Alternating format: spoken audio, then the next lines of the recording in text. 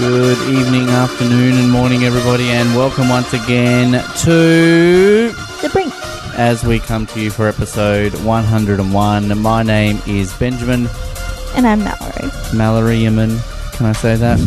I'm being attacked by a cat right now as we speak, as we have another fantastic episode for you in a week that you and I celebrate 6 months of being in New Zealand.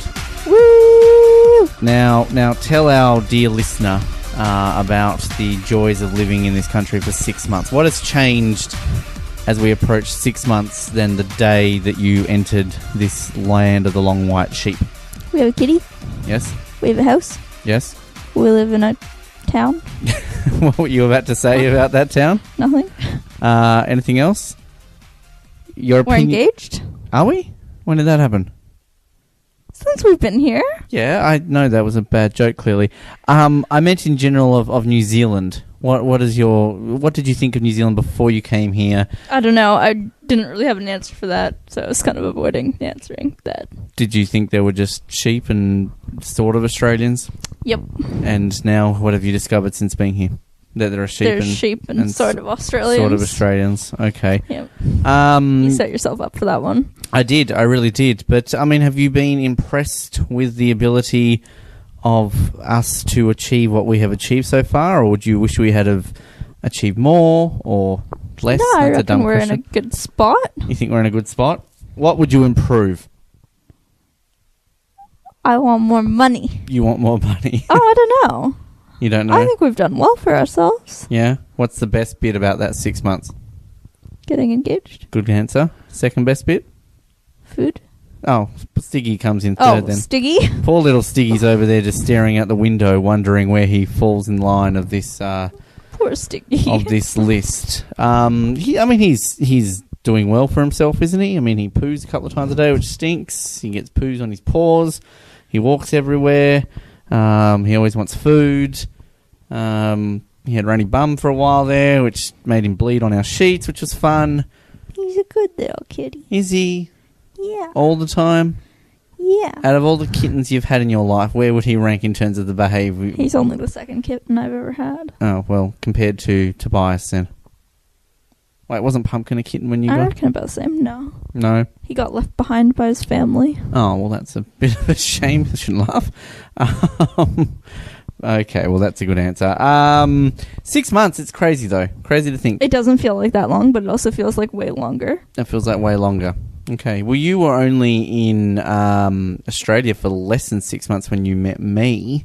That's true. So you weren't even in Adelaide for 6 months, were you? Or just on 6 months? I was, just either a few days more or a few days... I think it was a few days more. 3 days, because I was there for my birthday. So very, very close to the fact that you will now have the longest time spent outside of Canada in one specific spot, because I think we were just under 6 months in Queensland. So how do you feel about those records? Pretty great. Pretty great. Well, we haven't been in one spot, though. Well, it took us about a month to get down here. Oh, was it a month? It was... No, we got to New Zealand. Pretty close. That was about 3 weeks. We got to New Zealand on the 10th and I started work on the 29th, so that's 19 days. So it was around about, the just under 3 week mark. So, yeah. You're smiling at me. Why are you smiling at me? I was farting. I'm so glad that you're here to provide me with such perfect analysis of what is going on with your body. How about we close this segment out? I thought you could hear it. No, I have headphones on. Thank God for that. How about we close out the segment and come back with some questions soon? Let's get a little bit Doc Brown in here. This is like a This is like a dream. Flashback. Back to the Future reference. Yeah, you get it. We're still continuing through the best of 2014, and as per usual, I'm going to announce what you're going to hear, and I'm not going to give you any context except for the title of what you're going to hear. You're going to hear Tony Vlachos, arrest Ben, Ben and Dakota get angry, Stacks on Greece, Where Do Babies Come From, Josh, and In Your Face, CFM. It's all in very good fun. Aidan Masden. Now, I was waiting for somebody to send this in, Tony. Throughout the season, I would break out into a terrible Tony impersonation. I don't know if you want to hear my Tony impersonation or whether we will skip over that question or. Yeah, let's hear it. All right, this is embarrassing. I'm Tony, police officer. I'm going to win Survivor. See, it sounds terrible. See, it just coming out of my mouth. I just wanted to stop myself. Hey, you know what? Never do that again, man. the fact that I've had the person himself tell me that, I think I'll officially retire the terrible Tony impersonation. Oh, geez, that was horrible. Thank you very much, Adam, for embarrassing me. Ben and Dakota get angry. Oh, we need to buy more vases. Every week we come in here, there's always broken glass in the studio. We just, happen to get a bit angry. So, Dakota! Whoa! I'm not going to turn the microphones down, sorry. Dakota, what's getting you angry this week? Calm down. Come on, hurry up. No, that scared me. What's getting me angry? Yes. Is that what you want to know? Yes. Well, one thing that's getting me angry is the front page of the Mercury. What? Why? Carrots turn into fertilizer because they are too big to sell. Who the hell cares about that? And can you please tell me how carrots can be too big to sell? Once again, Mercury, I applaud you on your choice of front page headline. Well done, Mercury. Well done. You know what makes me angry, What? Dakota? The Mercury. Because you know why they get me angry? Why? They've got this segment on their website which is called Alice in Morningland. And Yes. it's social media guru Alice Claridge getting on a morning blog at 7:30 telling people what to do. And you know what it is? It's What? her posting the stories that are on the freaking website that I'm on anyway. My God. Do you know what makes me angry? What? The Mercury. Because all their front page headlines are so stupid. No one cares about them at all. They can go blow themselves up. Bit far, Dakota. You know what makes me angry is when people yell at me and tell me what to do. Like this segment right now. If I wasn't me and I was listening to this, I would turn it off because it would make me angry. You know what makes me angry? What? People who complain about being cold, hungry, or thirsty. You've had that complaint before, but we'll go I'm with gonna it. have it again because it annoys me. It just makes you angry every week. I don't mind if you complain, but complain about something good. You know what makes me angry? What? Channel 7 getting the Olympics. I don't want to see 3 hours of Joanna Griggs going, let's look at the swimming, because it annoys the hell out of me. And I don't want to watch Rio with Joanna Griggs hosting it. You know what makes me angry? What? When my school try to make me go to a cottage orientation when I'm going to a completely different cottage. That's stupid. It is. You know what makes me angry? What? Offspring. It's a stupid show. It was the final last night. Get over it and get it off my screens. Do you know what makes me angry?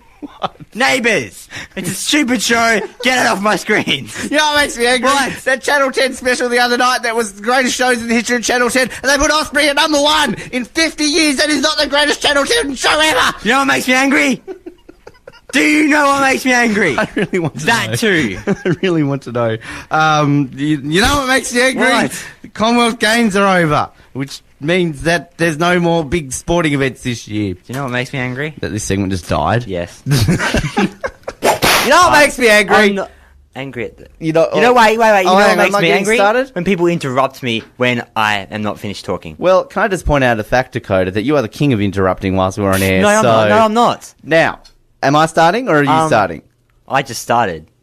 All right, so we'll get angry then. You just did. I just did. Okay then. You know what makes me angry? No. Walking into a radio studio and having a different computer that I don't know how to use. Now, look, I just want to point this out to people, all right?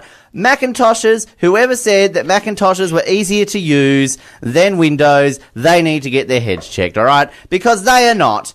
They are stupid, I hate them, and I am angry. Dakota, what makes you angry? I guess I need to get my head checked. Yes. That's something I need to do. What makes you angry?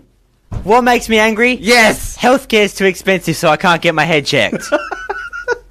You're 15. You don't have to pay for healthcare. Your parents or your guardians pay for it. Still doesn't make it less expensive. Like, It doesn't make it less hang on a minute. expensive. You know what makes me angry? What? 15-year-olds claiming things are too expensive when they don't have to pay for anything. I do. I have to pay for my coffee in the morning. I have to pay for this phone. I have to pay for my clothes. I have to pay for my dignity. Oh, life's big choices. Yes. 15-year-old Dakota has to pay for Yes. 3 different things. Yes. Do you know what makes me angry? What? When we get, like, say, so I'm going on school tour. Yes. And we're going on a 4D tour of Sydney. Yes. When I could just walk outside. Hey, look, Sydney in HD. You know what makes me And, like, angry? I can touch. You know what makes me angry? What? 4D, right? 4D. Where's 5D? Why What is it would 5D be? Well, what's 4D? 4D is like you can feel the stuff. But you can do that live. Yeah, I know. I don't know. like, oh, here, experience a city. Watch a video. I actually did experience a 4D. We was in Chicago and we were at the aquarium and it was Happy Feet 4D. So you're watching like this thing and it's like penguins on ice and they would blow like cold air in your face, and then at one point somebody like pokes a penguin in the back, so this thing in the back of your chair pokes you and it actually hurts. Like it really pokes you hard. And like if I had a bad back I could have sued Chicago. But anyway, but that makes me angry. What? Because 4D is stupid D. Okay. There's too many D's out there. You've got 4D, you've got 3D, Yeah. 2D, which no one likes, and then you got 1D, which is a band that everyone hates.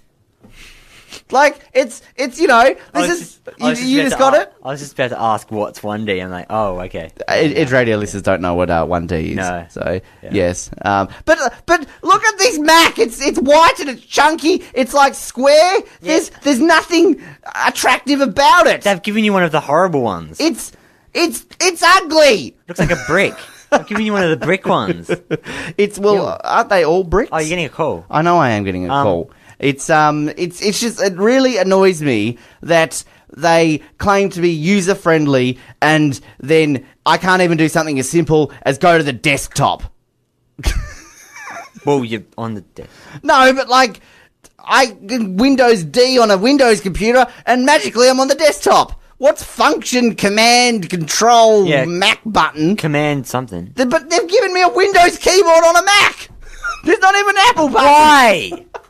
Why'd they give... What the hell? You know what makes me angry? Yes. Blogs Oh. that pass them off as news websites, otherwise called news.com.au. Oh. They won this week's Ocean Award. They're stupid and Great. they need to get better journalists. Sorry, quote, journalists. Because they're not journalists. All right. Your turn. Nothing. This doesn't work. It's not Ben gets angry. Yes, it's Ben and Dakota gets angry. Yes, but I'm not angry at anything. Well, why are we doing this segment then? You wanted to. I want to do a lot of things, but it doesn't necessarily mean that. Oh, we... Apparently, are you angry about you too? You know what makes me angry? Yes. You too makes me angry. Putting their stupid songs on my Apple phone. It is ridiculous. I don't even have an Apple phone, but I'm going to get angry about it. Stupid you too and your stupidness. I love the fact that we get a text message and it sets you off. We talked about this the other day. I'm 50-50 on it. Sure, don't give it to, but people need to get over it. You got a free CD out of it, folks. Calm down. It's not Dakota gets angry and Ben just does stuff. You know what makes me angry? Yes, Dakota comes in here not getting angry, then he feels the right to be able to correct me on a segment that I pretty much created, on a show which I pretty much created, that I started when he was like 2 years old. So, go in the corner. You know what makes me angry? You know what makes me angry? What? Teachers. They blame the student for every single thing that happens, when it could be the parents' fault, it could be the traffic's fault, it could be anything's fault, but they always blame the students. You know what makes me angry? Always, I'm not done yet! It's always the student's fault, no matter what, and I don't like it. Isn't it annoying when people interrupt you? It's a terrible It thing. actually is quite... You know what makes me angry? What? When students blame the teachers. They need to realise that they're at a school, the teachers are in control, they need to respect their orders because that's what school's about. And if they can't see that, then they need to get disciplined more. Yes, but when the teachers blame you for every single thing... Like what? Like everything. Like what? Tell Like me. everything. Give me an example. Just everything. Well, you can't give me an example. Oh, you tripped over. Oh, that's your fault. Actually, it's your fault. You know what makes me angry? When I can't give explanations about things. That is the worst excuse ever. Teachers, yeah, whatever. You know what makes me angry? Channel 7. You suck, Channel 7. You've got terrible shows. You can't schedule your programs. And what the hell is Harry at 30? I don't care that Harry's 30. Good for him. He was 29 last year. He's 31 next year. You're going to have a special every year. I don't care. Says the person who watches Home and Away. You watch it too. Yes, but I'm not. I didn't say I don't like Channel 7. But I can still watch shows, but I don't like them. If they have stupid shows. Why are you arguing so much today? Because I'm in an argumentative mood. This is radio. When am I never in an argumentative mood? This is radio. This isn't fine. I haven't finished. You have good observation skills. I haven't finished. Okay, continue. It's your turn.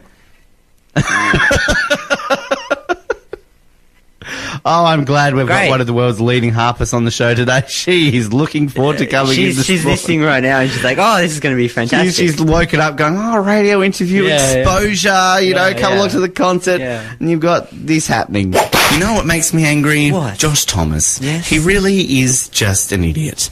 You know what makes me angry? The fact that you bring up Josh Thomas every single episode. It's annoying. Please stop. You know what makes me angry? What? You not being 15 anymore. All the jokes that we've said for the last year just have fallen dead and flat, and now I've got to say 16, and it doesn't sound the same. You know what makes me angry? What? The fact that I can't yell. It's actually quite annoying. You know what makes me angry? What? People are probably really creeped out right now the way we're doing this, because we're like full on going off about things that we should be raising our voice and banging the table, but there are 8 o'clock meetings on right now. You know what makes me angry? What? When... Calm down, keep it together, man. When people don't use their indicators. I almost got hit by a car the other day, and he beeped at me, and I'm like, you know what? You didn't turn your indicator on. So, up yours. You know what makes me angry? Cars that have accidents outside my house when I'm trying to sleep. Oh, God. I'm sorry that you can't know to drive properly and that you run into a telegraph pole, but look, I'm trying to sleep, and the first concern I had was that our power was still on in the house, and then I made sure that they were okay. That was about only my third concern. And I know it's World Kindness Day today, but yesterday it wasn't.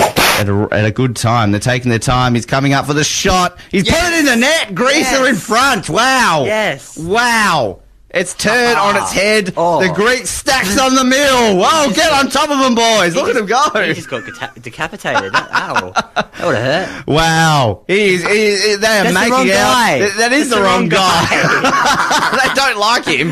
They're choking him at the moment. That's like their goalkeeper, isn't it? Celebrations in Athens right now. Oh, meanwhile, sucked in. Côte d'Ivoire, they are absolutely distraught. Now, I don't know if the whistle has gone in that match because we don't have sound. Meanwhile, Japan, Colombia. Japan nearly got that was a second. poor effort. That was a poor effort. We're going to go back to the music right now as we get a little bit excited. Samaras for the Greeks. That's who put it in the back of the net. Do you know how the fluid is made? Well, look, it is probably just nearly 9 o'clock here in the morning, Josh. I don't know if people know where babies come from, but what fluid are we talking about here? The fluid that the baby's in while it's in the stomach is its own wee. That is an image that I wasn't expecting to hear about this morning. Yeah, that's what I thought too. But that it's all good. Well, as we were having the scan done though, the heart was beating. You see the heart, and then the guy moves the scan. He goes, and there's his balls. got a big pair on him. Oh mate, he takes after his father. Oh, there's another image. Now, short on names. I'm just looking here at some baby names from celebrities that you could always take a page from. I mean, some of these I actually don't know if these are male or females. Is this actually seriously a name? Pilot Inspector. Jason Lee and Beth Ricegraf. Forrest Whitaker called his child Ocean. I'm guessing that's more of a girl's name. Lark. I can see Ocean being a legitimate name. Nicolas Cage is obviously a fan of Superman because he called his son Kal-El. That's... I would like to have my son called Kal-El, but... Island, Heaven, Gulliver, Liberty... Kid, KYD. They actually called their kid. Was that David Hughes that called him? No, that's David Duchovny and Tia Leone, actually. So you got one half of the Davids right there. Audio silence. No, I'm just not reading these. They're just stupid. We spoke a few weeks ago about certain other stations in Hobart and their huge claims and what they get on the show. CFM, certain host in there, Paul, apparently had a bit of a go at me. So I've been trying to think of something that we can get one up on our rivals that way in the city. Now, they had on their show, they had a big exclusive on the show. So we saw this James Packer David Gingell fight, which seems to be plastered everywhere. Exactly. You would think that CFM would get an exclusive. They'd maybe get James Packer or David Gingell on the show. No, they went to the next best thing. They got the neighbour who saw the photographer taking the photos of this fight. I wish I was that close to. I really do too. But we've got one up on CFM. We do. This is what we've done on this show. This is an exclusive. This is not just a Hobart exclusive or a Hobart radio first. This is a world exclusive. This is a world radio first because we went and got the neighbour who saw the photographer taking the photo. Her name is Doris. We've flown her down here just specifically for this. The Edge Radio doesn't have a budget. A very big budget, but for this... And it's going to have less of a budget next week, no doubt. Well, exactly, but this is huge. This will get us the ratings. Important. Doris, pleasure to have you here on the show. Thank you very much for joining us here on The Brink. Oh, hello. Is it Dan, is it? Oh, it's Ben. Oh, Ben.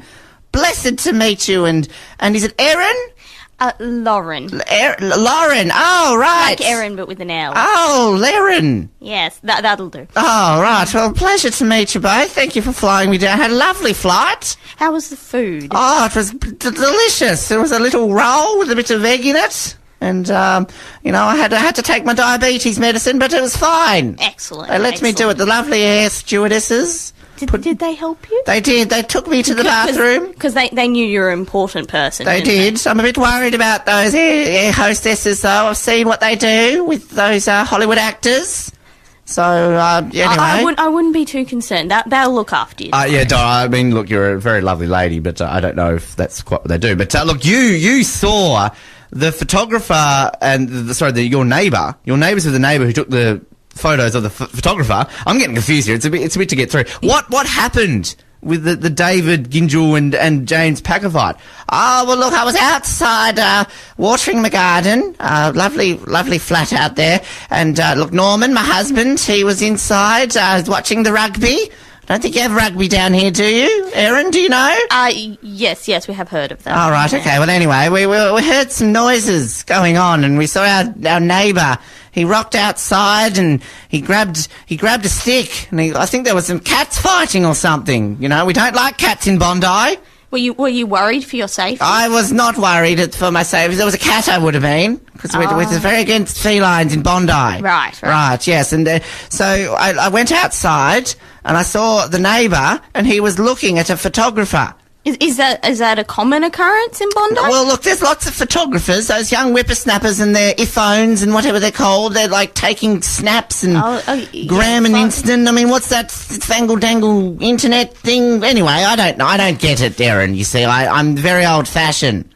I like to, go to the Rotary. Rotary, yes. And they don't have photos in Rotary? Oh, well, we have photos, but they take about 6 weeks to come into post. So the good old-fashioned way. The good old-fashioned way. Anyway, so I saw him looking, and he was staring at a photographer who was taking a photo of two young brash gentlemen in a bit of a fisticuffs. Fisticuffs? And look, I don't go for that sort of thing.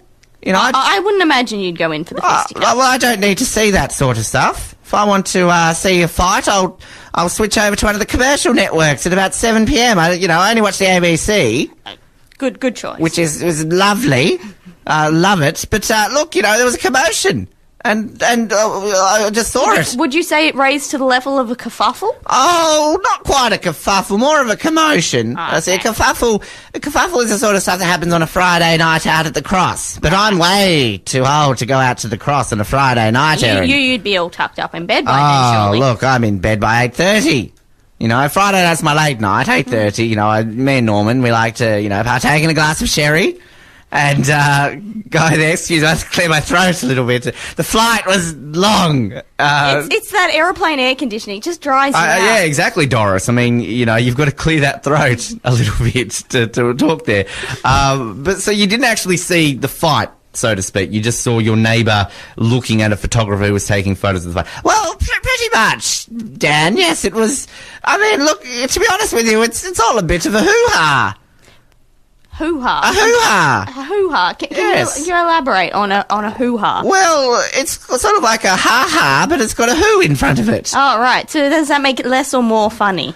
Oh, I wouldn't say funny is the appropriate word, Erin. I think it's more of a... I don't know really how to describe it. Right. It's interesting. You've got a lovely face. Thank you, Doris. Do you use Clearasil? It's clean. I haven't seen a young person of your age with a clean face in a long time. Would you say that the two men having the fisticuffs? No, commotion. They were having. Yes, yes. Were they clean face? I couldn't Were they a quite bit see their dirty? faces. Oh, look, I don't really know. So do you know who actually kind of got the one up on that? No, I don't. Oh. So, yes, I didn't really see much. Did your neighbour get the one up on the photographer? Well, the neighbour was doing quite well in watching it. Oh, I mean, okay. observing the fight and the photographer. So you saw he was doing very well at observing. Yes, it was a lovely camera the photographer was using. It was very fancy. I've never seen one quite like that. I'd like to get my hands on one of them, to be honest with you. Maybe I'll ask Norman for Christmas. That's a good idea, Doris. Save the pension. Might have to be working for a lot longer with Tony and his cuts. Isn't he a lovely young man, that Tony? You won't have time to be standing out watching neighbours, watching photographers, Oh, watching we'll always millionaires make beat the each other up. time, in between watching reruns of Time Goes By, and yes. Good wholesome pastime. Yes. Oh, look, I think I best be off right now. Yeah, I think we better get back into the music. Yeah, look, I think, Doris, you've served your purpose. You've done well. Really appreciate it. Huge exclusive here on the show, and really appreciate you making the time. And please come back at any point in the future. We'd love to have you on. Oh, well, look, I don't know about that. Don't really appreciate the weather down here. It's a bit cold for the bones. Oh, well, we'll have to get you back into the warm again. Yes, thank you very much. Back up to nice warm Bondi. Thank you, Erin. Thank you, Dan. Enjoy your lovely radio show. Keep it up. Keep up the Clearasil usage, Erin. It's great. Yes. Thank you, Doris. She's a fast mover for an old bird. It's amazing what they can do with the water. I know. It's incredible. There you go. World exclusive. World exclusive. Huge. You don't hear that in CFM. No. You only hear it here. Yeah. On Edge Radio. It's time for some questions. Woo! By the guy who wrote the 500 questions. Richard Herring. Thank you. What numbers are we up to? We're this going week? from 281 to 300. Wow. Yeah, look at this. Look at us. Getting close. We are very close. All right, hit me with it. All right. Would you rather have an enema or an Anemone? It's like the little thingy that sticks. That's not the word anemone. Yes, it is. Anen- That's like the little That's sea not creature. how that... It is. AON or whatever it is. Yep, that's how you spell a sea creature anemone. No, it's ANEMONE. I would say the second one. She doesn't believe that this is correct. She's Googling it. I Okay. swear that's not how you spell anemone. I just want to point out that in the last week I've gotten glasses. So I should be smarter with these nah. questions. Hopefully. And Stiggy's walking over. You're breathing into the microphone again, which again is fantastic to hear. Which is just absolutely fantastic. See? It's correct. They're flowers. Anyway, I would say the flowery sea creature thing because I don't want an enema. You can Google enema if you want to see what that looks like. Well, so there's a sea anemone, and then there's an anemone, flower. Right. Apparently. Or do you want to Google enema? Because do you remember what I told you that was a couple of weeks ago? No, but I'm not going to Google it. So what would you rather? An anemone. Okay. Again, that's good to know that you're still breathing into that microphone. I'm sure that's the right answer. 282. Would you rather have the... Did you say 282? 282? I thought you said 282. Would you rather have the aforementioned enemy or the aforementioned anemone? Sure. The C one again. Moving on. Are you not going to answer these questions? Yes, same. Moving on. 283. Do you have a celebrity hand twin? Yes. Who's Matt your LeBlanc. hand twin? Matt LeBlanc. All right. I don't know. You going to answer it, or are you just going to say I don't know everything? I'm going to say I don't know everything. 284. What is the most admirable quality? Consistence or the ability to change one's mind? Consistence. I agree. 285. Which is the best pie? Objectively, the best one. I don't want your opinion. Apple. Chess. What? It's that chess pie, that southern pie that I've told you about before, which is basically just a sugar pie, but it's delicious, and I thoroughly recommend a chess pie to anyone out there. Okay. 286. What's your favorite fraction? 2/3, because That's what I was going to say. it's 66%, and it's like, I like the number 6. So 287. Marmite. Do you love it or hate it, or don't mind it? Or it's- have you never tried it? In which case, shall we go and buy some so you can try it? Okay, got some now. Taste it. Or do you love it or hate it, or are you ambivalent? Or somewhere on a Jesus sliding Christ, scale Richard. between those points. If so, quantify it as a percentage where hate is 0 and love is 100%. Thanks. I just want to point out that we're watching this Gold Coast Bulldogs game as we record, and I've never actually seen Gold Coast have supporters in Melbourne. They've got quite a few behind that goal there, so I'm impressed with them. Marmite is better than Vegemite.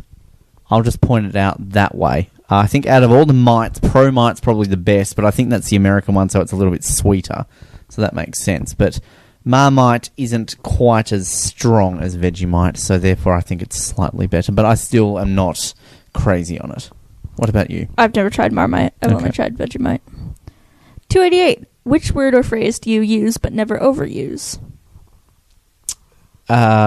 Dude. I feel like you don't use dude very often, but Exactly. okay. I use it every now and then, but not as much as I could. What about you? I don't know. Bud. Yeah, that's a good one. Yeah. Yeah. Have you ever been brainwashed? Yes. I was brainwashed by Star Wars during The Last Jedi to buy a Porg, thinking they were super cute, and they are cute. It's cute. Admittedly, Porgs are the best thing about Star Wars Last Jedi, because that was rubbish. Yeah, I've been brainwashed by companies into buying things that I don't need. So I consider that a part of brainwashing. Do you agree with that? I guess. Which means I guess that I should say yes, but I don't have an example like you do. Okay. You were brainwashed into marrying me. Well, nearly. Sure. Where do you see yourself in 500 years' time? I would say a skeleton buried underground somewhere being eaten by worms. I feel. 291. If there are ever sex robots, as any right-thinking person hopes, would they be self-cleaning? Or would there be another small robot that would clean the sex robot? Or would there be a person whose job was to clean out the sex robot before the next person used it? Can you think of a worse job? I can think of plenty of worse jobs. I would assume they would be self-cleaning. I would too. But I would also probably assume that would be the more expensive model. And I think that there would be a cheaper version that you had to clean yourself. I disagree. Okay. Do you think the film The Flintstones, Viva Rock Vegas, could ever come true? No. I'm also going to say no, but I have never heard of this. Let's not talk about that film ever again. 259. 259? 295. I'm dyslexic, apparently. Which is the sexiest TV puppet? Miss Piggy. I think that we had this one already. Yeah, I think that might have been a random one that we... Yeah, no, Miss Piggy. No, Kermit. Yeah, no, if you're into Elmo. the green. Yeah, Elmo's a child, though. What other puppets are there? I mean... Sticky. Grover's pretty hot. The Cookie Monster. Yeah, well, it's true. You could eat afterwards, so, Oscar would go around a bit, I think. He'd be a bit smelly, but give Oscar a bath and, why not? Animal. Yeah, true. Animal You would like be an animal. I do animal. like animal. No, that's a good one. Okay, 293. What do Hang you on think? a minute. You went from 295 to 293. You're going all over the shop here. 295 was big. Oh, okay. You do realise that is... Yeah, anyway. Never mind. That's awkward. Sorry. What do you think the people of the 22nd century will find amusing / unbelievable about the people of the 21st century? That we used our hands for many objects. For example, right now you're using your hands for a phone. It just reminds me of that Back to the Future in part 2 when he uses the game from the 80s and the kids are like, you use your hands, that's a baby's toy. So I reckon a lot of things will be hands-free in the future and we'll be doing things with, things like that. And maybe also things that like, oh, you had to go to a store to buy something, like everything will be like completely automated or things like that. So what do you think, Mallory? I've never thought about it. Well, you can right now. I think like the going places thing, like leaving the house for any reason other than work, I guess. Life expectancy too. I mean, if you look back at the early 1900s, people only lived to like their 50s and 60s, and there was so many things that weren't treatable until things like penicillin were invented and things like that, and heart transplants became a thing in the 50s. So I'm going to assume that like in 100 years' time, people are going to go back like, oh, people died of cancer, or AIDS was a thing. Yeah. 294. If you had to have sex, with Tweaky from Buck Rogers, Tweaky, or Skippy the Bush Kangaroo. Oh, Which one would you choose? Skippy. Well, I don't know what the other one is. I don't either. But I don't know if I want to have sex with a kangaroo. Stiggy the Bush Kangaroo. I'll go with the other one just for chits and gigs. We already did that one. What is the most libelous thing you can say about Prince Andrew? What does libelous mean? You're saying something that's not true. Libel. He was not a prince. Libel is spoken, slander's spoken. Libelous is written. Libel's written. Slander's spoken. I thought that was how it was. That he once masturbated a camel. 297. If they brought back capital punishment, would you pull the lever yourself? Absolutely. I mean, it depends who it was. Yeah, I agree. It depends on what it was. But I mean, for the most part, if it was somebody, yeah, absolutely. 298. How many members of Blazing Squad can you name? None. I agree. What kind of butter-like spread do you favor? If I had to choose, I would choose butter because butter is delicious, but butter is also expensive. I was going to say, we live on the cheapest one, which is a butter-like spread. Canola spread. But I think if we had the money, we would get butter because butter is incredible. Yeah, or good margarine. Yeah. No, I'd still go with butter. Do we read number 300 right now? Yeah, we go 281 to 300. Yep. Okay. 300. Would you rather have a book with 300 emergency questions in it delivered within 2 months of the end of a Kickstarter campaign, or a book with 500 emergency questions delivered about 6 months after the end of a Kickstarter campaign? Ooh, well, I would go 500 because you get 200 more and we've already got that one. I agree.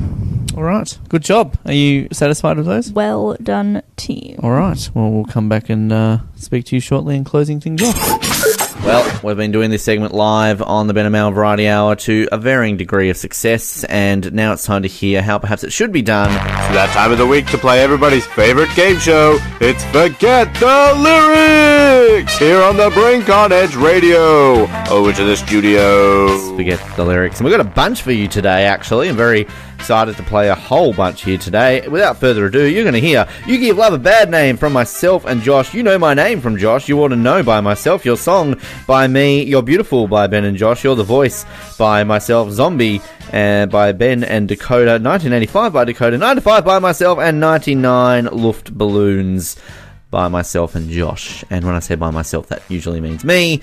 It's not in the title. In case you didn't realise that, shut up, Ben, and press play. Clogged in the heart, and you're to blame. Bacon, you give me heart pain.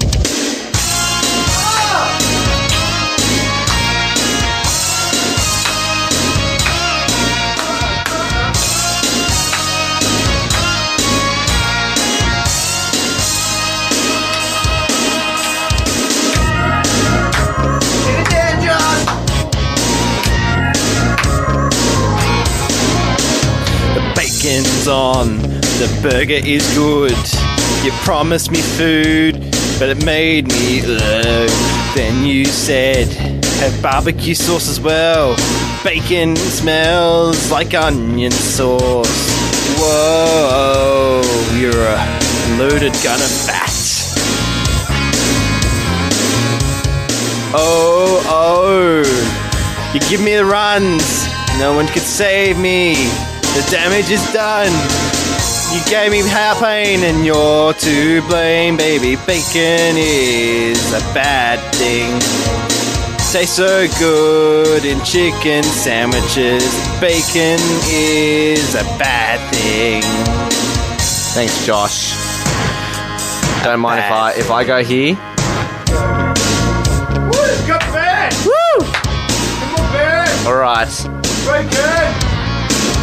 Turned on the grill. Put it under it.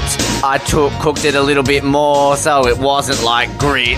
I made it oily. I put a bit of chicken salt on it. It made it taste a little bit weird, but I didn't care.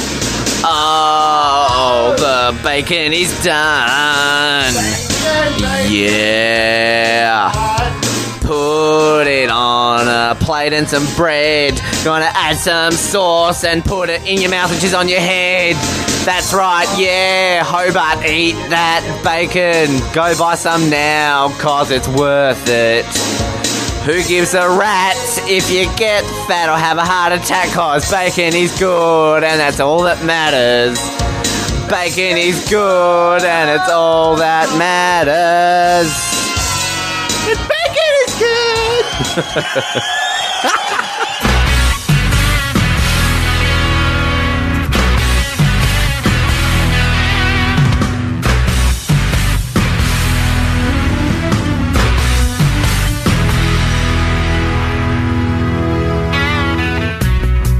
Star Wars was once something we loved, and now you don't.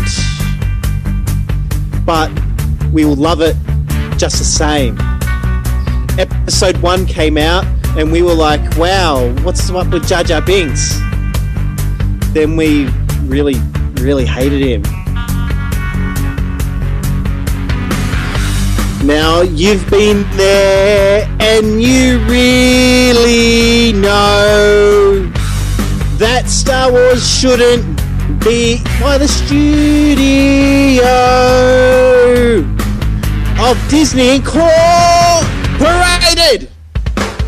Disney got bought by someone who had lots of money, and then they bought Star Wars and random Arnie shows. You have to see what I'm talking about. Star Wars is going to kill you if Mark Hamill's not in it. This is it. That's right. Yeah.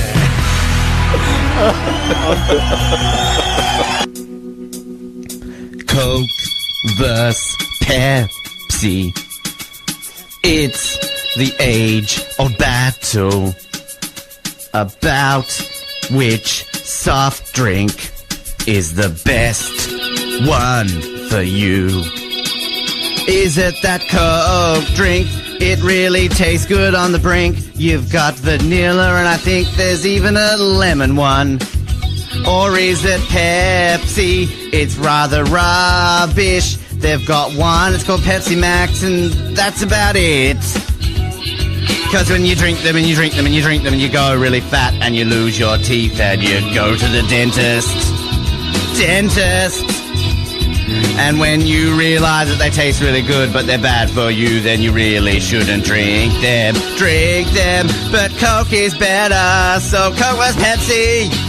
Dakota told me to sing about. I don't know which one he likes. Actually, no, he told me Coke. It's not fair to sing so much about Coke and Pepsi and forget about Schweppes, and LA Ice. Do you remember LA Ice in those supermarkets? He's nodding. It is not as bad as the home brand stuff at Coles and Woolworths. But when you mix them together, they all really taste the same, and they still really make you fatter. But it doesn't matter, because we like to drink soft drinks, and particularly when you put in some vodka. 'cause I'm drinking and drinking and drinking and drinking and drinking and drinking and drinking those soft drinks. Yes. I love that vanilla Coke. It tastes quite nice, even though it is really bad for me. I would die if I drank it every day. So Coke and Pepsi is the topic. I'll forget the lyrics on the Brink show. We sung about farting before, and that's not what this is about. Although I'm sure if you drank lots of Coke and Pepsi, you would fart. Coke is better.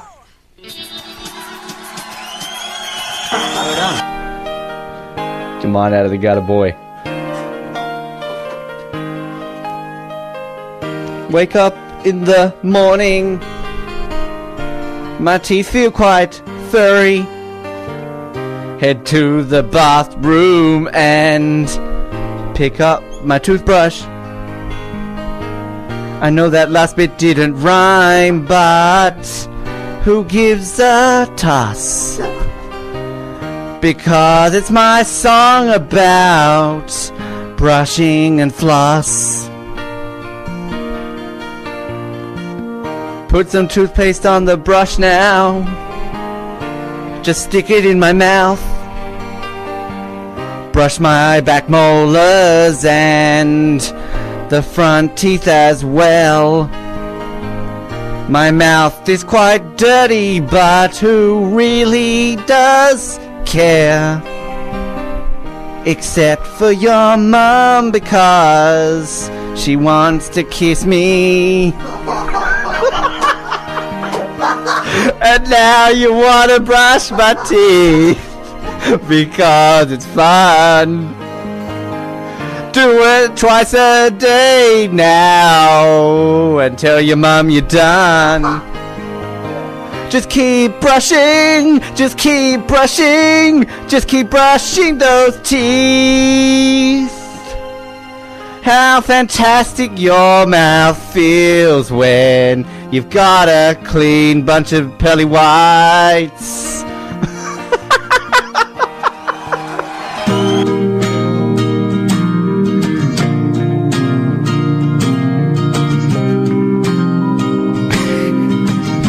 Not meant to laugh yet, Josh. It's not funny. You haven't said anything. Oh, sorry. I'm talking throughout your bit. You are, Ben. Oh, shut up then.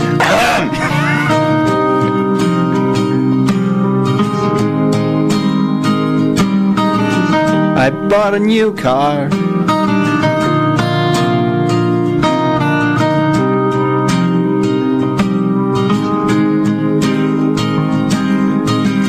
I got a new car. It's called a Porsche. It's made of angels. I think I'm sure. It's got some wheels and a very good stereo. And Ben ain't allowed in it, no. And I know that's for something. It's beautiful.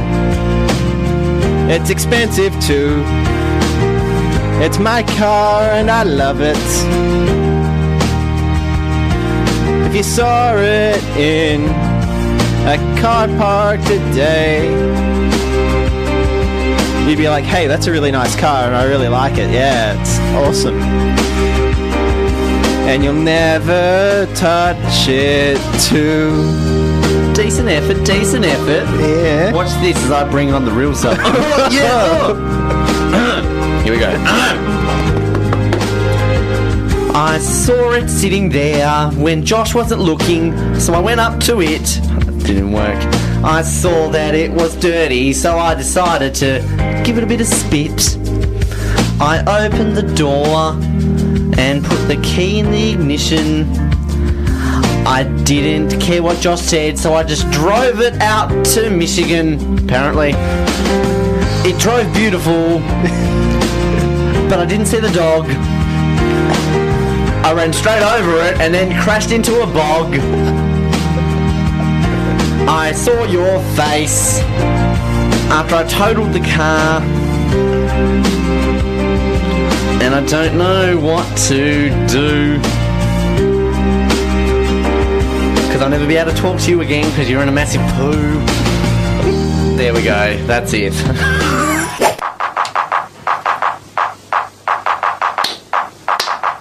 Meant to clap, Josh. If you want to, that is. Your fault. You're not on. You have to speak up. Is Arnold still here? I am. I thought you'd gone. Anyway. I'm here. How are you, Arnold? I want to sing. Sorry. It's time for me to sing on Forget the Lyrics. I can sing what I want to sing, say what I want to say, no matter what it is. Ooh, Josh is someone's daughter, and I'm someone's son. Oh yes, Josh, that's just what I said. Don't be a sookie bum. You're Josh, try and understand it. Your name begins with a J and ends with an H. Oh, that's right, Josh, it does. Your last name begins with an S as well, and your last name ends with an E. That's what I learnt the other day when I did a wee. I think that, Josh, you're really good on the radio. Your voice sounds like a voice. Your mouth moves like a mouth, even when it's closed. Oh. This time, you know, Josh, I have to tell you something. I need to let you know that maybe if you really do want to know, Josh, then you can listen to me grow. I don't know. This is making not much sense. I went from singing about the start of this to Josh, but Josh liked it more because Josh, he's nodding his head because he's Josh. Oh, Josh.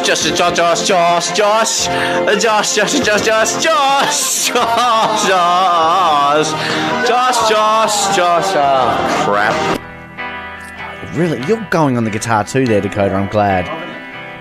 It's great. This is a good song. You will. I bet you will. I mean, you're really on the Irish bandwagon now that you're an O'Leary. Oh, look at you go. Whatever happened to the cranberries? They turned into cranberry juice or something?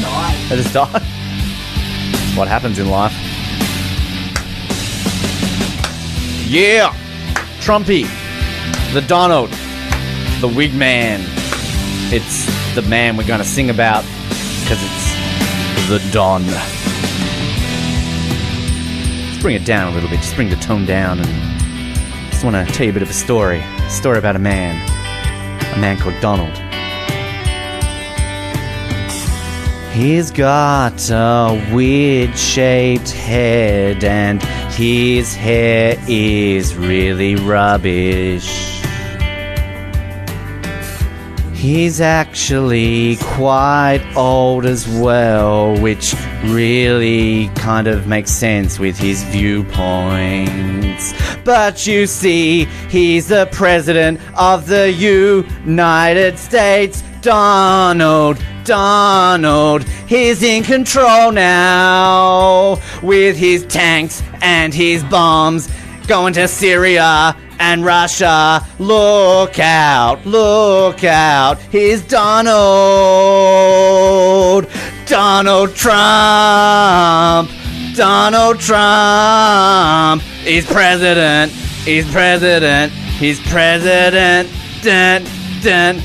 Donald Trump, president, Dakota, your turn right now. Okay, Donald Trump.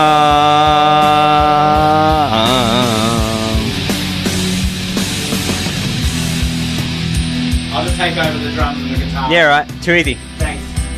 Thanks for passing it to me there. But how can I still play it while you're handing it to me? We're so talented.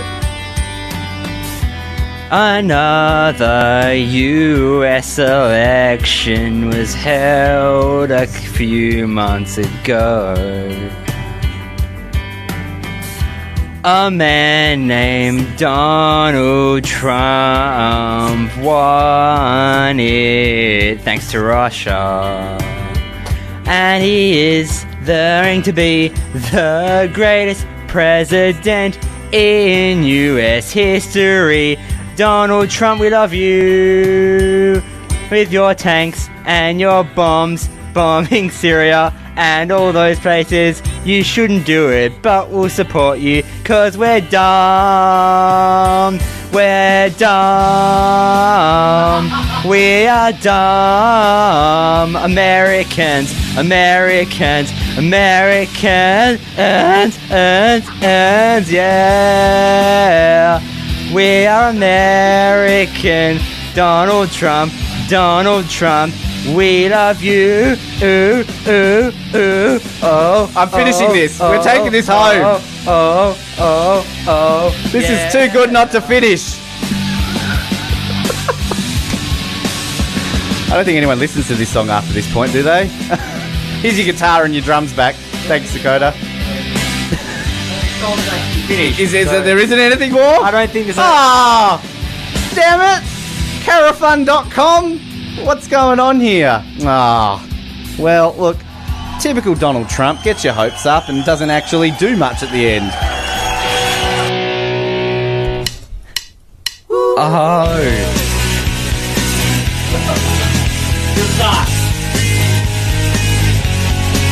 Bowling.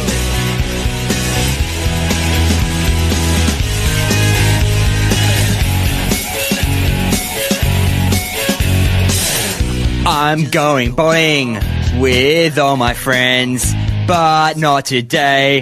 Back in 1985, they have a time machine that we're gonna use to play in 1985. Oh yeah, we're gonna play bowling.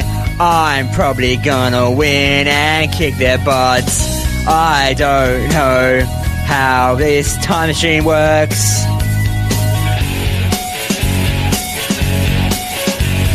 Bowling in 1985 with all my friends. We used the DeLorean. I don't know how we all fit it in to get back to 1985. Hey, I just realized that the DeLorean goes forward and not back in time. Bowling with my friends. I bowl down the aisle, but the ball comes out from the back of my hand and hits my girlfriend in the face. She says, "What the hell? Why did you did that?" I said it was an accident. "Are you okay?" She said, "No, my nose is broken. Can we go back to 2017 now?" Oh, whoops, I forgot the year. But it's 2017. We take her to the hospital in 2017. They ask us, how did this happen? We said we were bowling in 1985. They said, how'd you do that? They think we're crazy, so they put us in the psychotic ward. Psychotic ward. I'm finished. I'm done. I don't have anything else to say. That's what she said. Rip. Clap in the background, Anthony. Oh god, this is going to be hard. Hit the ball against the wall, I catch it on the floor with my ball. It's really fun to play this sport.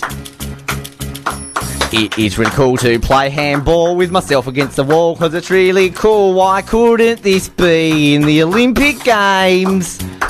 Let's make it in the Olympics. Any sport you want to make it, be it golf or snooker or even something to do with shaken. It is cool to play, especially the World of Warcraft. Imagine that in the Olympics you would be cooler than your flat. This is where it goes into the Olympics. Imagine playing the game on the PlayStation. You could be kicking butt in the world against everyone else. Imagine, forget the lyrics in the Olympics, against the shelf.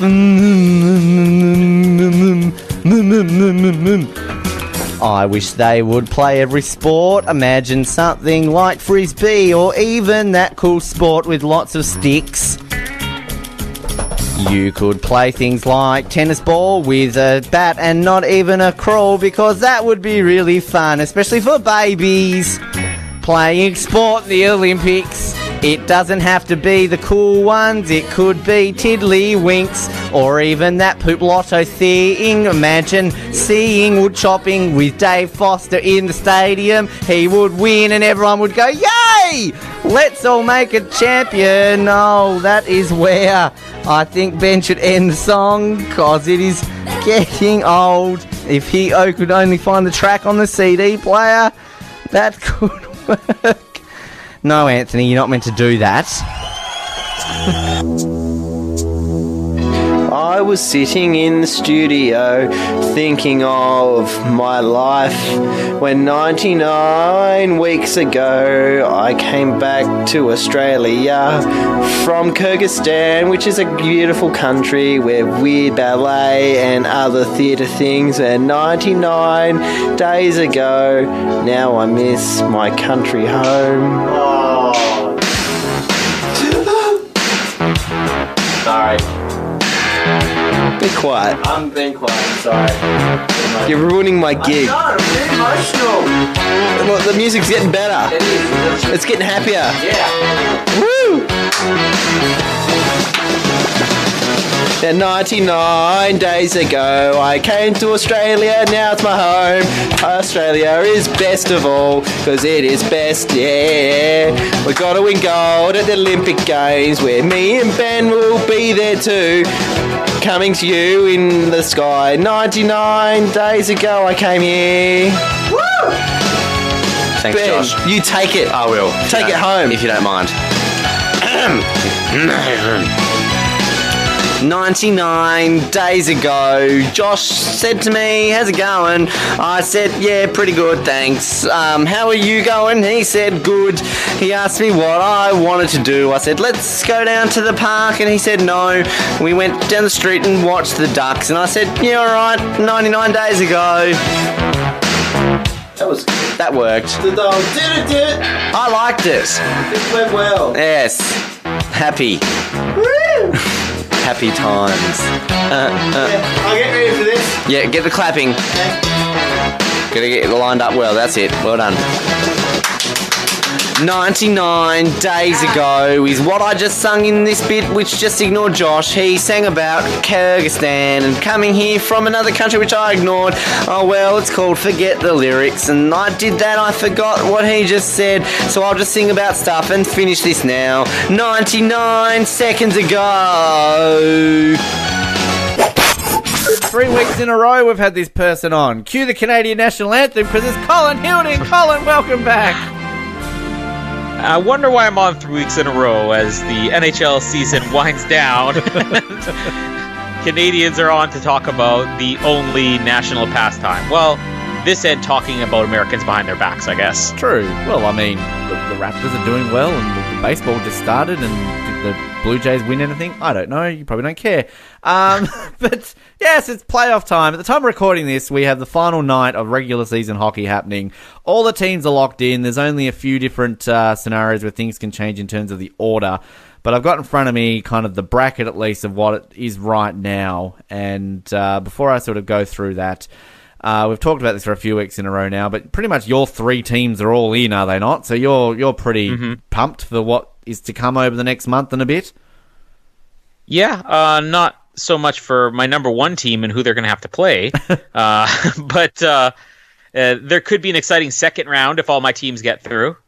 It's interesting because I think it's this new. Well, how new is it? It's about 4 or 5 years old now. This playoff system that they've got, where you've got wild cards and divisions and things like this. Which I know the NHL, I think this week came out and said we're going to keep this at least for another season because they probably will rejig things once Seattle comes in about 2 years. But it seems that this is pretty unpopular, this system, because I think based on that, Leafs right now are going to be playing Boston, which is the second and third best teams from their division, which kind of seems a bit unfair. Generally, how it used to work, wasn't it, is that if you finished third, you would play team number 6 in the conference, kind of how they still do that in the NBA. So, do you hate this system that they've done? So you always have to kind of play a team that's as better than it should be in the first round? Yeah, well, I mean, I guess it works out for some teams, but, doing everything by the division, like you said, the wild cards, is just, there doesn't seem to be any real consistent order to it. And I did like the old way, even though sometimes it felt like, well, the first place in the conference is going to play the 8th place in the conference, so you know who's going to win that. But in a way, that's what made it more exciting too, because every once in a while, I know that the year that I think it was the year that Los Angeles won, their first one, they were like barely, like they were the last place, like the 8th place, and then they somehow beat the number 1 in their conference, and then went on to win the whole Stanley Cup. So those series I tend to not get as invested in because I feel like, well, this is just going to be a blowout, but then it isn't. And then you will get, I guess the closest matchup you're going to have is with like the 4 and 5 teams. So it's frustrating, knowing that maybe your team is playing something that's much closer to them when they maybe should have gotten a little bit of an easier pass like some of the other ones are getting. But there's no way to really even follow it anymore. I wouldn't mind if they went back to the old system, because at least then I can look at the conference stand and say, oh, if it's like 2 months into the season, if the playoffs start right now, I know who's playing who. There's no way to know this. You have to Google and find somebody else who did the work. Yeah, and I think they surely will have to revert back to that system when Seattle comes in, because you'll have 32 teams. It just makes sense to have the top 16 make it through, doesn't it? Like, there's no rhyme or reason around that. But right now, time of recording this, if we're looking at this, and I'm actually thinking I'm going to do this whole bracket challenge that the NHL do every year, because it's not something I've ever done before. But maybe I'll create a league and invite you and see how badly you can beat me when it comes to sort of scoring points.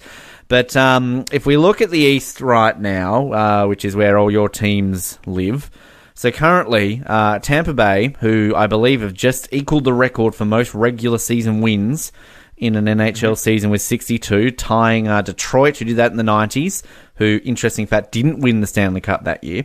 So they will be playing the team that everybody doesn't remember is a team, the Columbus Blue Jackets. Come on, the mighty Blue Jackets. I mean, Tampa Bay should just shit all over this, shouldn't they? I mean, if they've done as well as they do in the regular season, they should be waltzing to the Cup. Yeah, unless Blue Jackets are this year's Los Angeles Kings. And you're right. I mean, I don't know how many times... I know who the Columbus Blue Jackets are. If I see them playing, I'm like, okay, that's a team. It's not like I'm like, oh, I forgot they were a team. But the funny thing is, their logo, I'm always like, did Washington change the logo? What is this? Like, I cannot pinpoint it. That's obviously my first choice would be Tampa Bay.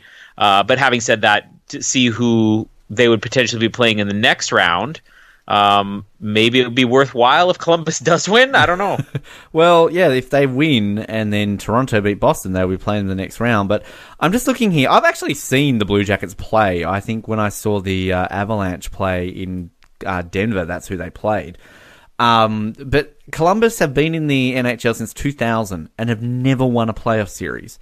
They've only made the playoffs 4 times previously and have gone out in the first round every single time since. So those passionate ice hockey fans in Columbus, Ohio, are very much waiting for that win. There's the other section there, Boston Bruins against the your beloved Maple Leafs. And again, we went over this, I think, last week or the week before, that Toronto haven't won a series in a good decade. But I think this was the same as last year, wasn't it? Didn't you play the Bruins in the first round last year?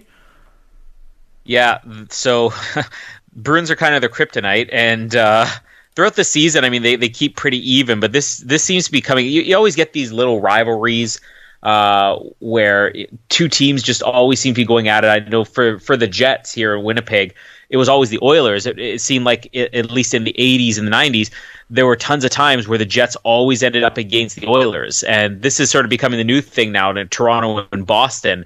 There is a guy I work with who's a big Boston fan, and I'm a big Toronto fan, and we've both made it known that, it's war coming up if this happens. I'm feeling a little bit more confident just because I think, Boston's had so much playoff experience. And like you said, Toronto hadn't won a series. A lot of that had to do with the fact that they only made the playoffs, like I think 2 times or 3 times now in the last decade or so. But having come off of the last 2 years, I think 2 years ago, they went up against Washington, who was, unbeatable, and they somehow pushed it to Game 7 with more overtimes than anybody had ever played in the history of the NHL playoffs. And then last year with Boston, I think they only went to Game 6, but again, they were like really tight games. So there's a lot more experience this time. I'm a little bit more optimistic than I was last week about Toronto's chances. Honestly, I think besides my own team, I think if there's one team that I would really cheer for in the playoffs, it would be the Leafs. And just because I always generally like Toronto sports teams, and I like the Leafs. I'm not meant to if I don't go for them, but I still do. So, and I think Thank you. You're back in my will. I've also mentioned a lot of the times too that I always like to go for teams who haven't had a lot of success in a long time, and obviously, all jokes aside, that is really Toronto with that side of things. So, yeah, I would like to see them do very well with that. And plus, Boston, come on, stop winning shit, Boston. I'm sick of it. Come on, the accent. You've got the Super Bowl, you've got the World Series. Just stop it. You don't need a Stanley Cup, okay? You got one in the last 10 years. Haven't you taken enough from the rest of us? Cheers. Cheers. Washington up against Carolina, who just ended the longest active playoff drought in current NHL teams. I think 9 seasons it's been since they've been there. Again, another forgettable team I often forget exists, the Carolina Hurricanes, up against the reigning champs. This is maybe the playoff series I really care about the least. I mean, I don't dislike the Capitals. I'm glad they won it last year, but again, I'd like someone new to win it. I mean, Washington versus Carolina, do we care about this one? No, especially because I've become a bigger Capitals fan in the last couple of years. And Carolina, again, I have nothing against them. I mean, it was great what year was it when they won? 2006, I think it might have been. No, 2005, 2006. Yeah, they beat Edmonton. Yeah, I mean, it's a bit of an underdog story, but again, they're kind of like Columbus. You sort of forget, like, Carolina has a team. Are they the Carolina Blue Jackets or the Columbus Hurricanes? Like, I don't know. Hartford Whalers. I'm interested again. Yeah, exactly. Hartford Whalers. I used to love Hartford too. There's another one from the childhood days of growing up watching hockey in Canada. But yeah, I mean, I'm definitely rooting for the Capitals here, and I really don't see that Carolina has a chance. I think they're just happy that they're there because, I mean, what's good to come from Carolina? I really... Michael Jordan, that's about it. The New York Islanders, another one of your teams up against the Penguins. I mean, look, yes. I always have a bit of a soft spot for the New York teams, even though, as my dad would joke, that the Islanders are in that bracket of like the Mets and the Jets, kind of like it's the other New York team. They are the secondaries, yeah. But I still don't mind the Islanders. And look, I've been to Pittsburgh. I've been outside the stadium. I don't mind Sidney Crosby, but they've won it too much recently. So come on, Islanders. Yeah, and I remember having a conversation with a friend of the show, Billy Garcia, a couple years ago, and this is I think when the Islanders were making the playoffs, and they weren't playing the Rangers, but I'm like, you're from New York, you got to be rooting for the Islanders, right? And he's like, well, no, I'm more a Rangers guy. So I guess part of the problem is the Islanders, they came from Long Island, and I mean, that's a small market, and it is kind of a secondary team. What has me excited if they can beat Pittsburgh, because I've come around on Pittsburgh. I've never really been a big Sidney Crosby fan, but I love Malkin, and I love like Kessel right up there with, is one of my probably top 3 favorite players in the league. So I wouldn't complain if Pittsburgh won, but the Islanders are one of these teams that, growing up as a kid, it's not even like I was around watching hockey when they were, having their dynasty. But because of that, in like the early to mid 80s, by the time I was old enough to start watching hockey, like in the late 80s, there was still so much merchandise of them out there because they had been so big that I grew up just with Islander stuff all around me. So I always kind of rooted for them, like in the 90s and everything. And it's been great to see the comeback that they've had. If they do go to the second round and play Washington, that's going to be exciting, because if I were to pick the single greatest hockey game I think I've ever seen, it was a couple of years ago when the Islanders were against Washington in the first round. And it wasn't the final game. I think they went to Game 7, but it was Game 6, and it was the last game that they ever had in their old Long Island arena, because now they're playing out of Brooklyn and soon somewhere else. But the last game that they had in their original arena, the game itself was crazy, and the crowd was just insane. They're obviously not going to get the same response, but that was just one of the greatest hockey games I've ever seen. So if Washington and Islanders go in the second round, that's going to be the series I'd be more excited to see that than I would Toronto and Tampa Bay. Interesting. There you go. If you're ever in New York, it's generally cheaper to go see an Islanders or a Devils game. I saw a Rangers game. That was the very first NHL game I ever went to. But one of the times I was in New York, I could have gone to a Devils game on one night and an Islanders game the next night, but I didn't. I think I went to a Knicks game instead. But apparently their stadium is woeful to play out of, because it's based around basketball over there at the Barclays Center. And so they're finally building a new one for them, are they? I don't know. I just know that they're going to be leaving the Barclays Center. It's sad, though, because the Barclays Center, it looks incredible. Like, I've never been in there, but you just look at it on TV and it looks spectacular. But yeah, the layout for hockey is awful. They got sections where you could tell that fans, in the closer sections and seating wouldn't be able to see anything. I know there's problems with the ice. It's sad because it's such a spectacular arena, but I mean, I'm sure they'll land somewhere in the New York general vicinity. It would be nice if they could go back and get them a new arena in Long Island where they're actually from, because then they could claim that the Islanders isn't an irrelevant name anymore. Yeah, true. In the West, we've got the Nashville Predators up against the Dallas Stars. And look, I often used to joke that Nashville were kind of one of these teams that I forgot existed. But I saw a Preds game when I was in Nashville. It was a great atmosphere. And for a city that you really shouldn't think should get behind hockey, they really did. And I think that was also the year they went on to make the Stanley Cup, the finals. So they've got a really passionate fan base there in Nashville. It's a great city. And Dallas, it's a Texan team. Do we ever care about the Texan teams? But so I'd be rooting for the Preds in this one. Yeah, me too. And I kind of have this thing where if there's an underdog team that shouldn't go as far as they do, then I really become a big fan of them. Like I did that with San Jose a couple of years ago, Vegas obviously last year, and Nashville the year before that. So I get into the teams if there's no reason that they should have success based on the team itself, but then especially if it's from a market where how do they have hockey in Nashville, Tennessee? And you see the reaction, because we have the Jets here, which came to us from Atlanta. And one of the reasons they came here was because, they started having like Save the Thrashers rallies, and they drew like 1,000 people or something like that. Like the city just couldn't care less.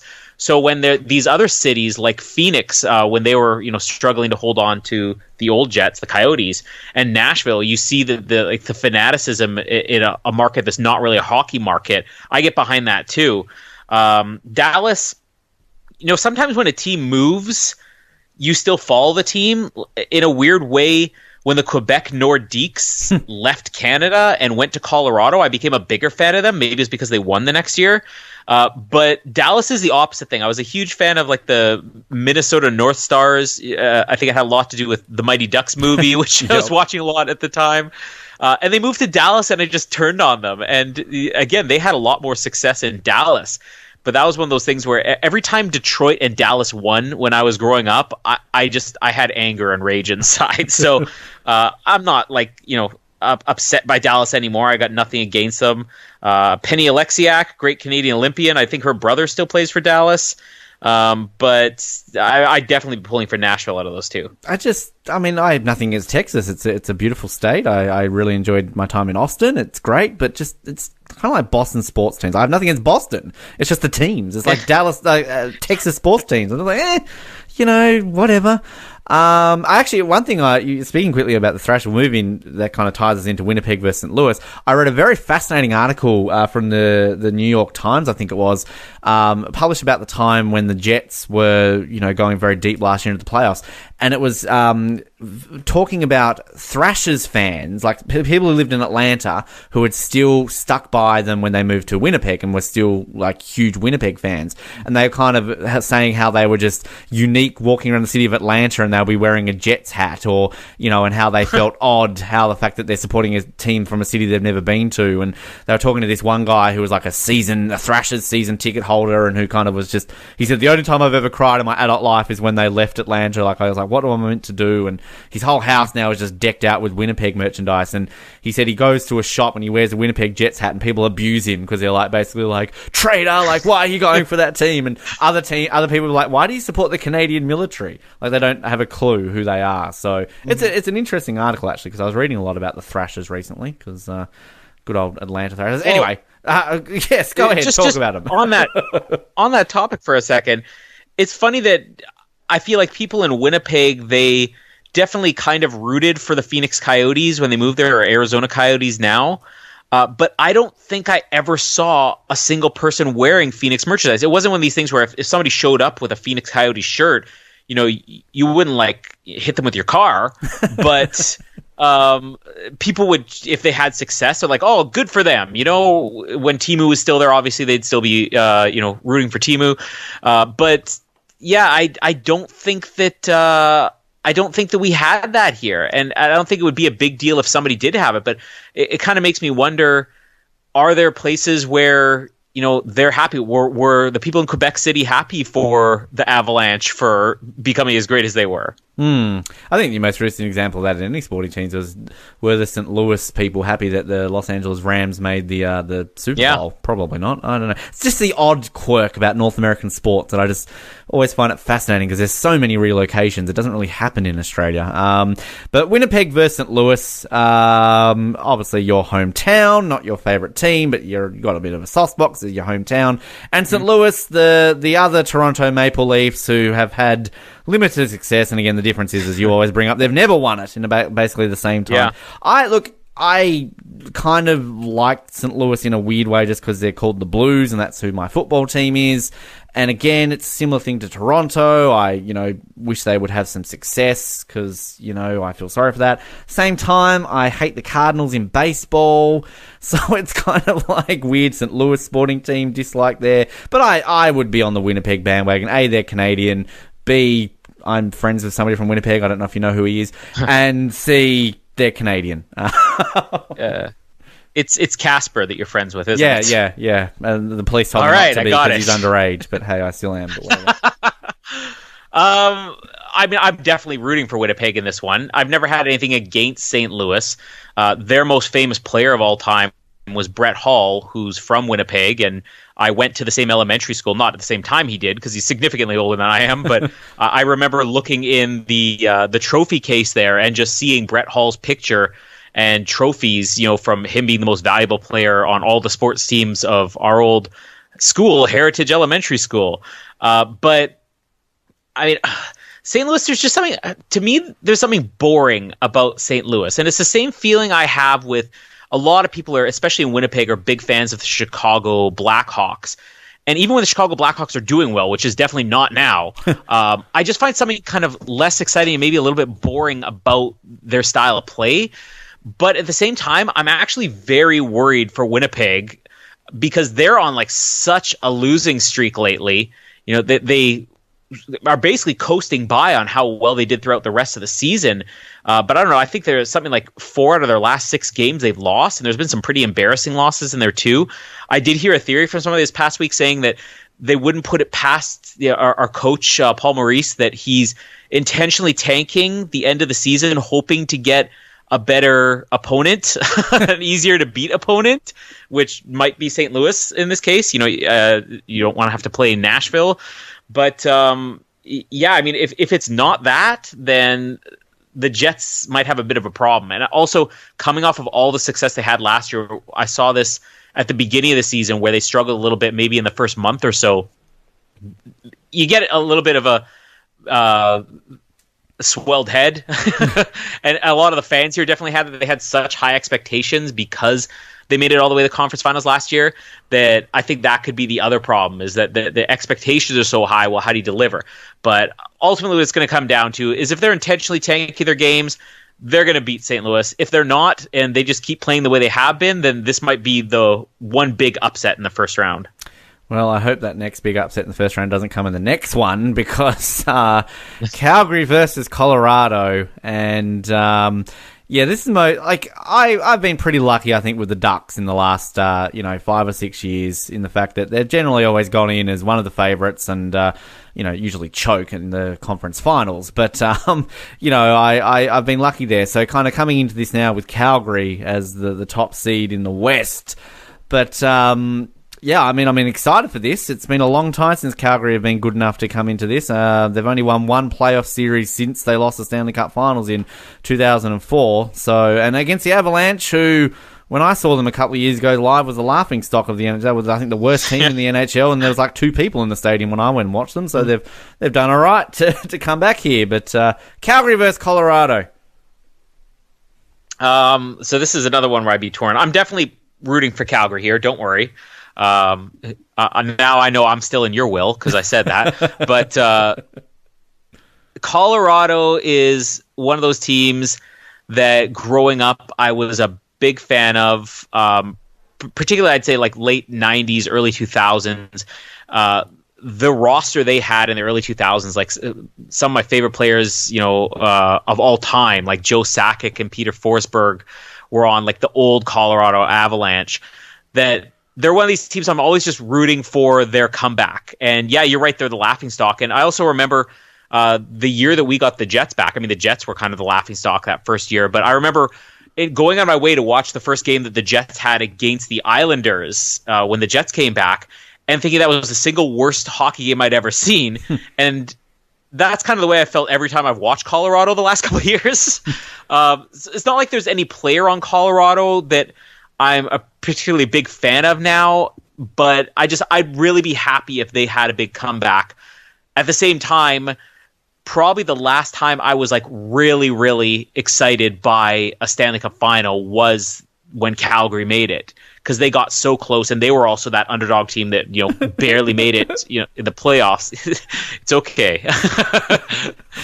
This could be your year, but I'd be happy either way. Between the two, I definitely think that Calgary has played better this season, but they also have very little experience in the playoffs, and that always seems to be what hurts these teams that come in really strong in regular season and then get to the playoffs and then just fall apart. Yeah, it's going to be interesting. Actually, as much as I would love to see Tampa Bay choke and go out in straight sets in the first round, I also, part of me would love to see a Calgary-Tampa Bay Stanley Cup final so we can win Game 7 and fuck them over for the next 12 years. Longer than that, 15, whatever it is. And the final one, San Jose versus Vegas. This was a replay of the second round last year, if I'm not mistaken, where Vegas beat San Jose 4-2. And this is an interesting, because I've said it before, I always seem to get San Jose confused with Tampa Bay. I don't know why. Completely different parts of the country, completely different teams. I actually don't mind the Sharks, because I always like teams called Sharks, and I like the San Francisco Bay Area. It's quite nice. And then there's Vegas, who, obviously came in their first year and nearly took it all, and they struggled early on, and now they're coming on pretty strong. So this should be quite an interesting one between these two teams. Yeah, I'm definitely a bigger fan of San Jose, but there's something that I don't think you cannot get behind Vegas unless you're a bitter Winnipeg fan who got beaten by them last year. But it's hard to not get behind Vegas just because none of it makes sense. There is no reason that they should have done as well as they did last year. It's kind of a bit of black magic mixed with very clever trades and draft choices and everything. They're the anomaly, and I guarantee there's a lot of people out there who are saying Vegas was a fluke last year, and maybe they were, but if Vegas pulls it off again this year, that's making hockey history. 2 years in a row to have this kind of success in an expansion team. I don't think an expansion team had ever made the playoffs in their first season before, let alone go all the way to the Stanley Cup Finals. So if they can do 2 years in a row, they're going to become the new darlings of the NHL. I think the Western Conference is easily, too, the most exciting possibilities, because I think we mentioned this a few weeks ago, that if you look at all the teams with the exception of Dallas and Colorado, you either haven't had a team win it in the last 20 years or none of them have won it, which is, quite exciting. I mean, obviously, San Jose and Vegas have both played in Stanley Cup finals and Nashville in the last sort of few years, but they didn't win it. So I think kind of that's where I get a bit excited from. Even if Calgary choke, is the fact that I would probably end up going for a team from the West, just purely in the fact that, there's that limited success compared to the East, where you've obviously got Pittsburgh, won it in the last few years. I mean, Carolina are sort of in the mid-2000s, Washington, and Boston, and Tampa Bay, obviously, in the early 2000s. So there's a lot more success coming in from the East. So I guess that's the way of looking at it too. Yeah. And I always like something new. And I'm definitely I've always sort of been more invested in the Eastern Conference, not just because my teams are there, but even if my teams all miss the playoffs, it seems like the Eastern Conference is like, that's where the heavy hitters are. But I think I didn't even really put together, what you're saying, but maybe it has something to do with the fact that it's all the teams that won before, so you expect more out of them.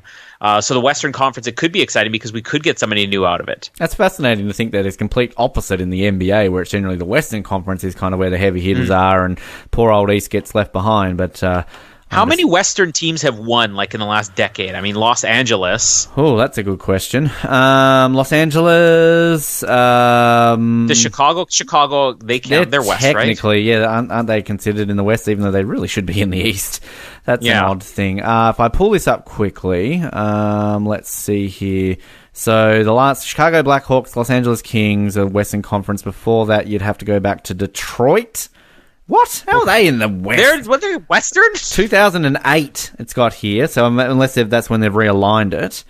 Anaheim in 2007, and then, Detroit 2002, Colorado 2001. So easily this decade, it's been the majority of the East. I mean, we haven't had a Western Conference winner since Chicago. And if you want to, again, an actual team from the west part of the continent who has last won it would be Los Angeles in 2014. So those pesky Eastern teams. Come on, Boston. Let somebody else have it. Stupid Boston. All right, well, I look forward to catching up, seeing how this is playing out, and I'll invite you to the bracket challenge so you can thrash me severely in that as well. Please do. Thank you, and go everything from the East except for Boston.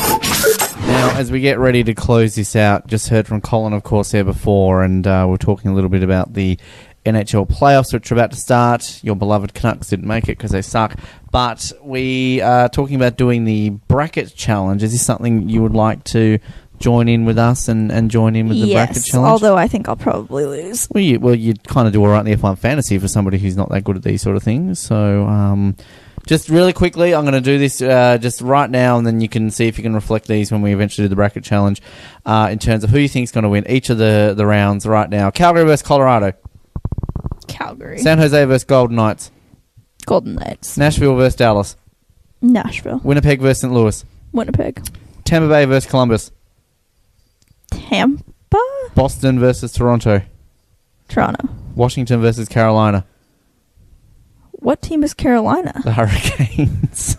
I'm going to go with Washington. Typical response here for both Carolina and, of course, Columbus are the two teams like, they're teams. And the New York Islanders versus Pittsburgh Penguins. The Islanders. All right, there you go. And who do you think is going to win the whole thing?